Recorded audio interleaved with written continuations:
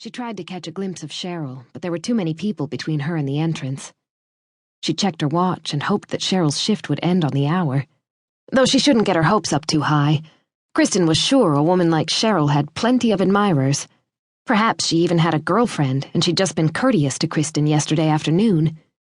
Even so, no matter the status of Sheryl's love life, Kristin applauded herself for making it there. Not only had she taken a big step, she was supporting a good cause, which was as much her own as all the other women present. Granted, the music was a little loud, smoke hung thick in the air, and she was forced to stand a little too close to strangers for her comfort, but she was there, and that's what mattered. She had come on her own. She was no longer a coward hiding behind the myriad of work-related events she could always choose to attend on any given weekend night. Networking never stopped, and it was the perfect excuse for someone like Kristin to neglect her personal needs. She was career-oriented, she always told herself. Work came first. It was easy enough to win that argument with herself. Kristin downed her wine and elbowed her way through the crowd at the bar to fetch another. A woman with a long blonde braid hung over her shoulder smiled at her, and Kristin smiled back. She actually knew the song the DJ had just put on, and her hips, as if of their own accord, started to swing a little. This was a lot more fun than another restaurant opening, or the reopening of a bar where she was always hit on by men she wasn't remotely interested in but had to give a little bit of her attention to nonetheless because why else was she there but to network? At this party, she could be the part of her she'd kept hidden for too long.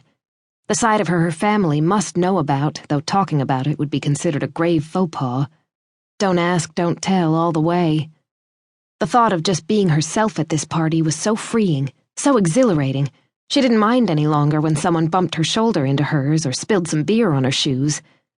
A tingle ignited in her belly at the sight of the two women on the outskirts of the dance floor, kissing with no qualms. The whole atmosphere of the place was intoxicating. "Hey, stranger." Then, seemingly out of nowhere, Sheryl stood next to her. "Are you having fun?"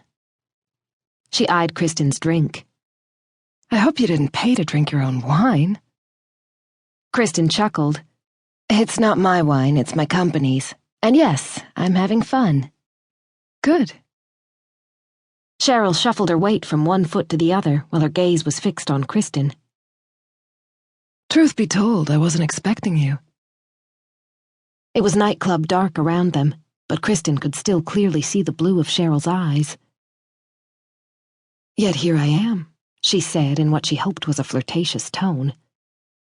"Well, you were on the guest list, so an opportunity not to be missed." Kristin knocked back the last of her wine.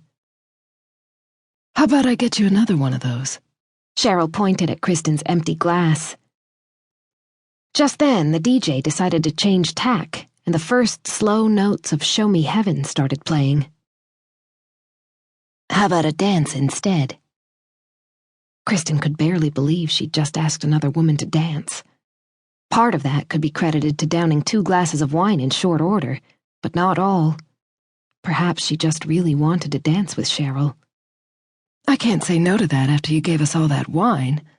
"I wouldn't want you to feel obligated because you think you owe me," Kristin said, a smile in her voice. "I can assure you it won't affect future sponsorship deals if you decline." This was so much more fun than having to endure aimless flirtations from men at receptions. "Come on." Sheryl grabbed her hand, and Kristin quickly deposited her empty glass on a table on their way to the dance floor, which was already packed with women pressed closely together. The touch of Sheryl's hand against hers, so different from that handshake the day before, made her break out into a mild sweat. Or perhaps it was the proximity of all those female bodies swaying to the slow beat. "I love this song," Kristin said as Sheryl planted her hands on her hips. Instinctively, Kristin put hers on Sheryl's shoulders. They were about the same height, and although there was a fair amount of space left between their bodies, the immediate intimacy of dancing together threw Kristin a little. Sheryl nodded. "I remember going to see the movie back in the day when I was young and gullible, expecting greatness from Nicole Kidman, our Aussie pride and joy." She swung Kristin around, and when their bodies realigned, Sheryl's hips were most definitely pushing against Kristin's. Kristin looked